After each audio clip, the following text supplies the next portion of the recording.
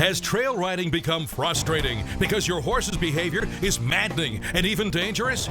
Ryan Gingerich shows you simple ways to put the fun back into trail riding. His brand new 2-DVD set contains instructions for teaching your horse to cross water, walk over fallen logs, maneuver obstacles, get safely through ravines, and pass bicyclists and other riders. Order now and get Ryan's 2 trail riding DVDs, jam-packed with proven easy training methods. Plus, we'll give you a free 1-month membership to Ryan's Connection Club. Wait, there's more! You'll also get a free 1-hour training DVD, 2 trail riding DVDs, a 1-month membership to the club, and a bonus DVD. That's a $110 value package, all for only $29.99. Call 800-359-4090 or go online at ryangingerich.com. Order now.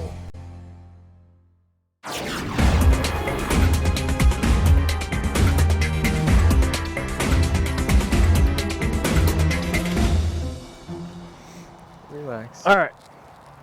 So Frank, the first thing we're going to do here is we're going to change your equipment. Oh, okay. Okay. Now I know you've been training a different way. Oh, okay. And which is fine. You know what makes the world go round, right? The first thing with the rope halters here, I absolutely despise these things. They're, in my point, just completely and utterly useless pieces of equipment for horses. Because, where are you, bud? How's it going? You're gonna be friendly to me. Because they put a lot of pressure on points of the horse's head that I don't want to see. Oh, okay. All right, those things train basically with pain.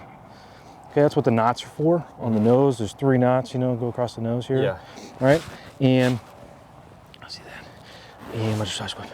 Okay, and what they do is when you add pressure on the lead rope, it puts pressure across his nose, which causes him to have pain, which is going to cause his head go up and cause all sorts of other problems. Okay. All right. So the other thing here, the fact that you're using the cotton lead rope is fantastic. Okay. Okay.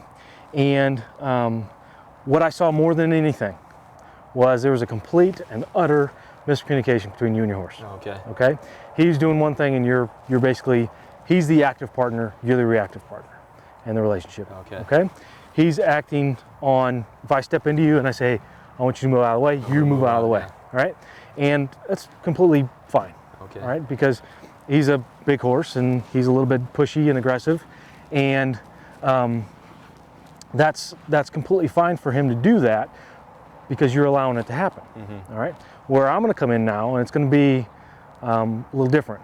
Okay. Because what I'm going to do is I'm going to take him on the rail, and I'm going to say, can you go forward? Do you know what go forward means? Do you know what stop means? Do you know what turning left means without running around in a circle? Okay. I'm not going to be as aggressive at times as you're going to be. All right. I'm just going to be very laid back. You seem like a very laid back guy. Yes. Okay. Yes.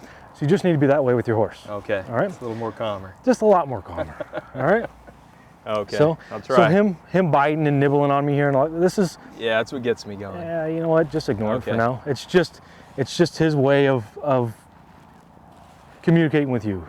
He's just trying to talk to you at this point in time. All right. Oh, if he wants to bite hold of my shirt, then well, he's going to bite hold of it at this point in time. Oh, okay. Nothing. I'm not going to bang on his face and tell him that's wrong. All right. Okay. I'm not going to do that.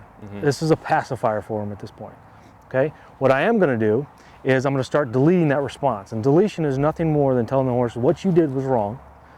Okay. And it's very simply going, if I don't want to see this behavior from you anymore, all right, I might, if he gets his head in my way of my elbow, well, then he got his head in the way of my elbow. All right. Okay, gotcha. So if I back him up here and I just say, hey, back up, and I want you to stay there, and I'm going to stay way over here. Okay. If he comes towards me, all right, I'm going to say, hey, go ahead and step back, okay, and stand there. That's where I want you. Where'd you go? Oh, sorry. That's where I want you. That's where I want him to stand. All right. Okay, I thought you were going to turn him around that way. No, that's right.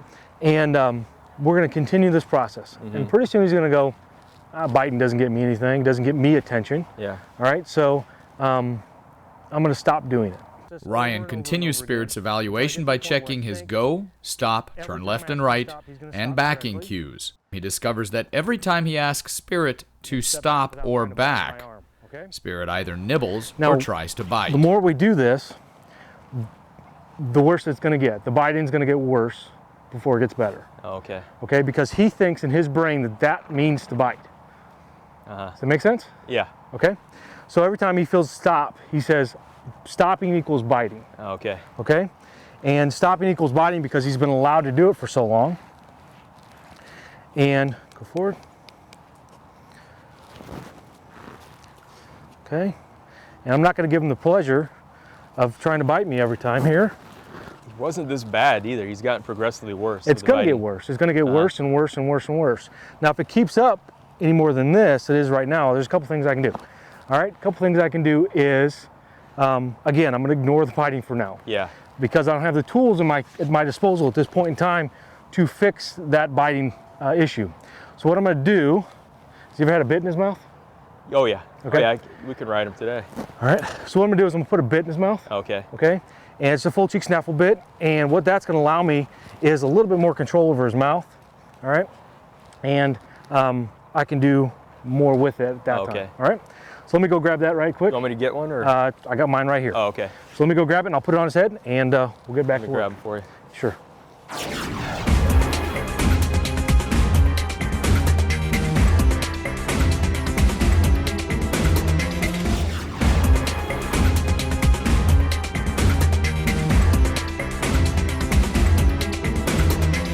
All right, so what I've decided to do with Spirit here, Frank, is to put the bit in his mouth. Okay. Okay, and the reason I'm going to do that, for two reasons basically.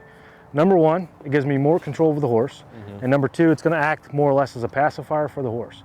Okay, the more control is going to be if he tries to bite me. I'm going to be very, very assertive with saying, step back. Okay, delete the response. That's not the response I want to see from you.